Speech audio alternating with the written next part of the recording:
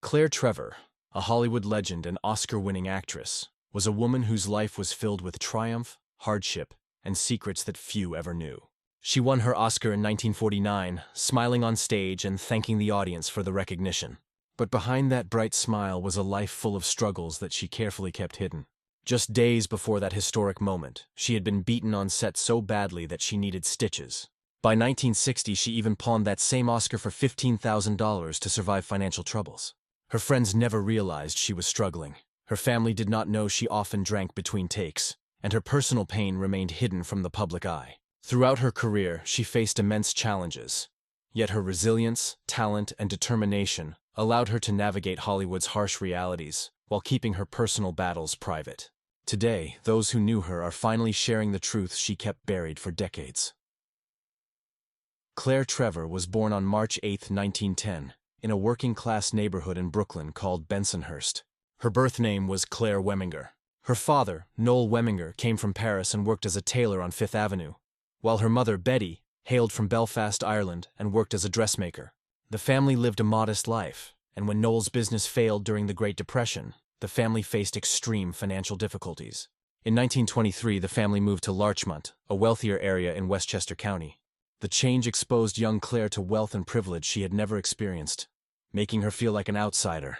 The grand houses, the fashionable clothes, and the polished manners of the children in Larchmont fascinated her, but also motivated her to learn quickly how to read people and adapt to new social environments. These early experiences of observation and imitation would later become one of her greatest strengths as an actress, allowing her to convey complex emotions and subtle character traits with remarkable authenticity. From a young age, Claire displayed talent and determination.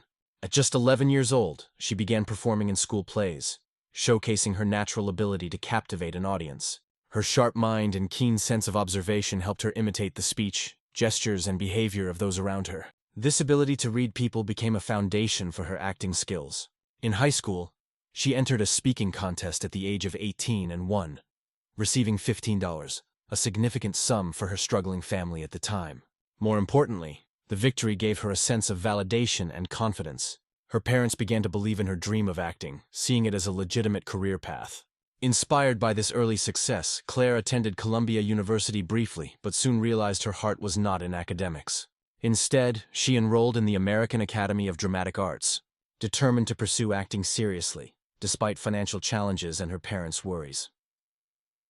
During the late 1920s and early 1930s, Claire worked tirelessly to establish herself in theater and early film. She joined Robert Henderson's repertory company in Michigan, performed in summer stock theater on Long Island, and acted in short films produced by Vitagraph Studios in Brooklyn. These early years were challenging, often involving low pay and long hours, but they gave her invaluable experience. She learned to memorize lines quickly, adapt to different roles, and perform under pressure. In one instance, she spent weeks preparing to convincingly play a cigar-smoking character, mastering every gesture until audiences believed she had lived that life. Her dedication and versatility caught the attention of critics and peers alike, setting the stage for her eventual breakthrough on Broadway and later in Hollywood. These formative years revealed her work ethic, resilience, and willingness to endure hardship for the sake of her craft, qualities that would define her career for decades. Claire's first significant exposure came with her Broadway debut in 1932 in Whistling in the Dark. She had worked relentlessly to reach this point, performing in small theater productions and waiting tables to fund her tuition at the American Academy. Her determination was evident even in small encounters, such as meeting Charlie Chaplin incognito in a Greenwich Village restaurant. Chaplin advised her that timing is everything, a lesson that stayed with her throughout her career. Despite her early successes, the timing of her first professional stage job coincided with the stock market crash of 1929. While audiences were struggling with financial ruin, Claire found herself performing comedy about the market collapse, inadvertently offending theater owners who had lost money. Yet even setbacks like these only strengthened her resolve, teaching her to turn challenges into opportunities and sharpening her instincts for both dramatic and comedic timing. By the early 1930s, Claire was working in radio, performing in the serial The Road of Life, which helped her reach a larger audience. Her ability to convey emotion through her voice caught the attention of Warner Brothers talent scouts. Within weeks, she was offered a screen test, launching her Hollywood career. In 1933, she signed with Fox Studios and moved to Hollywood with her parents. Her first film, Life in the Raw, was a modest western, but it gave her essential screen experience. Soon after, she gained recognition in The Mad Game, where critics praised her sharp portrayal of a newspaper reporter. Though initially typecast as a tough blonde or hard-boiled woman, Claire's talent and persistence allowed her to push boundaries, securing roles that revealed the depth and complexity of her acting abilities.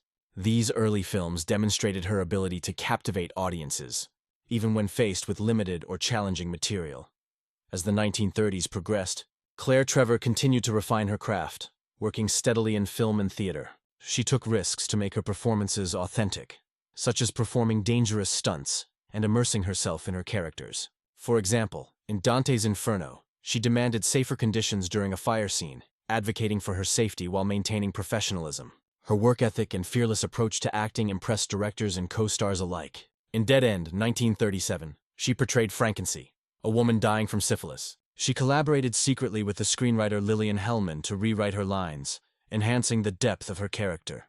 Despite initial conflicts, the performance was critically acclaimed, earning her an Oscar nomination and proving her capacity to transform complex and emotionally charged roles into compelling cinema. These achievements established her as a rising star, capable of both dramatic intensity and nuanced performances. By the late 1930s, Claire had established herself as a significant presence in Hollywood, balancing multiple projects while navigating studio politics. She often faced typecasting and limited roles, yet she leveraged every opportunity to showcase her versatility. In Stagecoach, 1939, she famously improvised a slap scene that was not in the script, earning respect from director John Ford and co-star John Wayne. Her commitment to authenticity and her courage in challenging studio conventions set her apart from many contemporaries. These years of hard work and resilience demonstrated that Claire was not just talented, but also determined to control her career trajectory, even in a male-dominated industry where actresses had limited power. Her insistence on integrity and depth in her performances became a defining feature of her career. During the 1940s, Claire Trevor reached the peak of her career, delivering performances that cemented her legacy. Her work in Born to Kill, 1947, and Key Largo, 1948, revealed a raw emotional intensity shaped by personal struggles, including her battle with alcoholism and the pressures of Hollywood. On set, she endured physical injuries, personal betrayals, and emotional challenges, yet she channeled these experiences into her performances. Winning the Oscar for Key Largo in 1949 marked a high point, yet her life outside of acting was fraught with difficulties. Her marriage to Milton Brenn brought stability, but financial troubles and family tragedies, including the loss of her son Charles in a plane crash in 1978, tested her resilience. Despite these hardships, she continued to act, mentor, and give back, demonstrating remarkable strength and dedication to her craft and to those around her. In her later years, Claire Trevor shifted her focus from Hollywood to philanthropy and education. After retiring from acting in 1987, she devoted herself to supporting young artists, particularly through her contributions to the University of California, Irvine. She donated millions to create scholarships, teaching positions, and support funds, ensuring that aspiring actors from less privileged backgrounds would have access to opportunities she valued deeply. Even in her final years, she remained engaged with the arts, running masterclasses, sharing stories from Hollywood's golden age, and emphasizing the importance of hard work, integrity, and imagination. Her legacy extended far beyond her films, reflecting her belief that the arts could nurture both personal growth and community. Claire Trevor passed away on April 8, 2000, leaving behind a life defined by courage, talent, and resilience. From humble beginnings in Brooklyn to Hollywood stardom and philanthropic impact, her story exemplifies the highs and lows of a life fully lived. Her personal letters, performances, and generous contributions continue to inspire new generations of actors and audiences alike. She was known not only as an actress who transformed film noir, but as a mentor, advocate, and model of perseverance. Claire Trevor's life reminds us that success is rarely without struggle.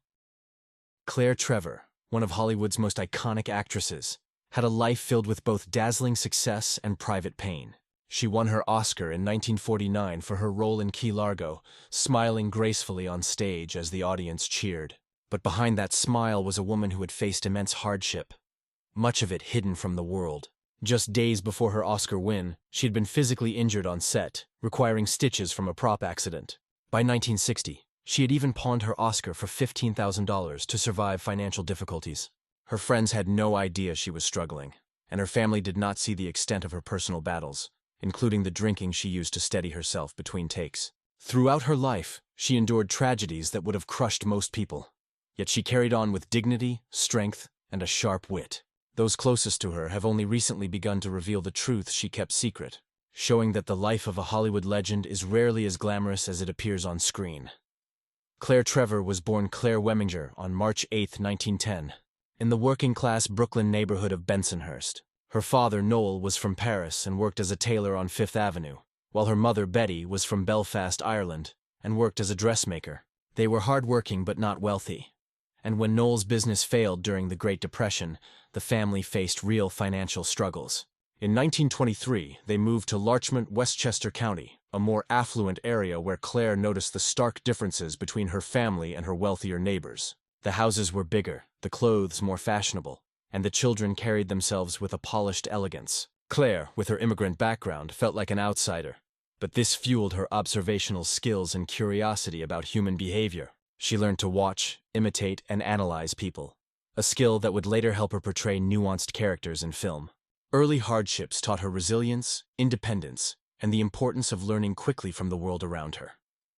From a young age, Claire displayed a natural talent for performing. At just 11 years old, she appeared in school plays, capturing attention with her expressive voice, thoughtful gestures, and strong presence. She combined her Irish mother's fiery temperament and her father's French pride, making her performances both passionate and precise. At 18, while still in high school, she entered a local speaking contest and won, earning $15,000, which was significant for her struggling family. More importantly, the win gave her a sense of validation, showing that her dreams of performing were not foolish. Her parents, initially skeptical, began to see her talent as genuine. Claire briefly attended Columbia University, but quickly realized that academics were not her calling. She wanted to act, not study textbooks. She dropped out and enrolled at the American Academy of Dramatic Arts, determined to pursue her passion despite the financial strain on her family. During the late 1920s and early 1930s, Claire immersed herself in theater and radio, building her skills and reputation. She joined Robert Henderson's repertory company in Michigan and performed in summer stock theater on Long Island, learning to adapt quickly to different roles and stage environments. She also worked in short films produced by Vitagraph Studios in Brooklyn, gaining valuable on-camera experience. Her dedication was extraordinary. She memorized lines, created detailed character backstories, and practiced physical gestures until they felt natural. In one role as a cigar-smoking gangster's girlfriend, she trained tirelessly to appear authentic, even though she had never smoked before. These early experiences taught her discipline, versatility, and how to perform under pressure, skills that would later set her apart in Hollywood. They also demonstrated her willingness to endure hardship and use every opportunity to grow as an actress. Claire's early encounters in New York were as instructive as they were memorable. At 17, she worked long hours as a waitress to afford tuition at the American Academy of Dramatic Arts. One night, she served a man in disguise, Charlie Chaplin, who offered her advice that stayed with her for life. Timing is everything. She applied this wisdom in every performance, whether on stage or in front of a camera. Her first professional stage role came just before the 1929 stock market crash, a cruel twist of timing that put her comedic skills to the test. She ad-libbed jokes about the crash, unwittingly angering the theater owner who had suffered losses. Fired after only 2 weeks and blacklisted from some theaters, Claire learned a crucial lesson about turning challenges into strength. Her quick wit, ability to improvise, and raw honesty became invaluable tools in her acting career, allowing her to thrive in a competitive and often unforgiving industry. By 1933, Claire Trevor's career took a decisive turn when she joined radio serials, performing in The Road of Life.